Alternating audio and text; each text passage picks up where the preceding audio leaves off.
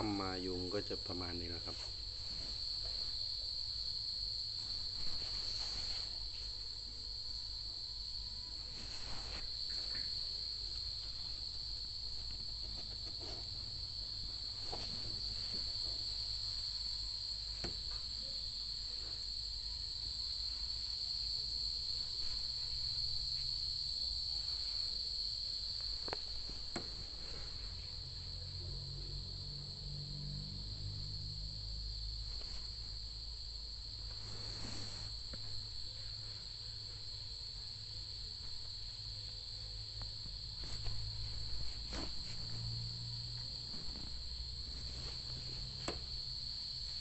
น่าสงสารหมาเป็นไงครับ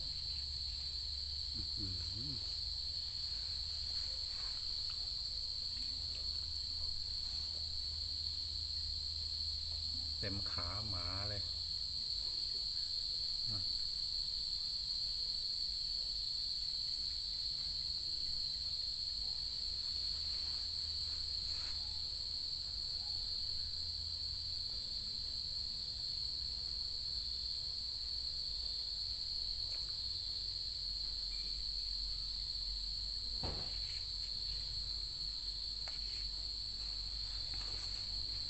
แล้วหมามันจะใช้ชีวิตอยู่ได้ไงมันก็อยู่อย่างนี้มาตลอดนะเนี่ยมันก็อยู่ได้นะเลยเต็มขาหมาเลยข้างหน้าก็เต็มเลยมันก็เยอะอย่างนี้ทุกวันนะครับแต่มันก็อยู่ได้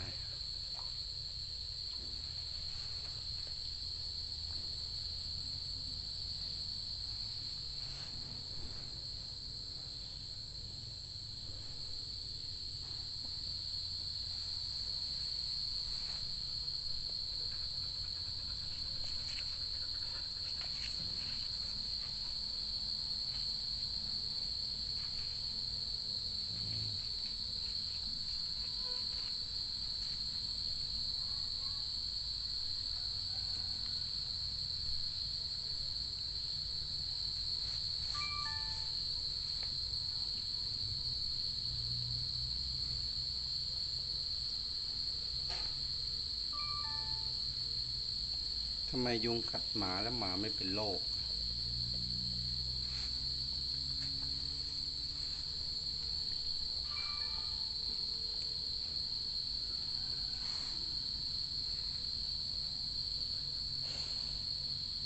มันก็คงจะเบื่อนะฮะฟังเสียงมันถอนหายใจกินก็มีฮะน่าสงสารเนาะแต่ก็ทำไงได้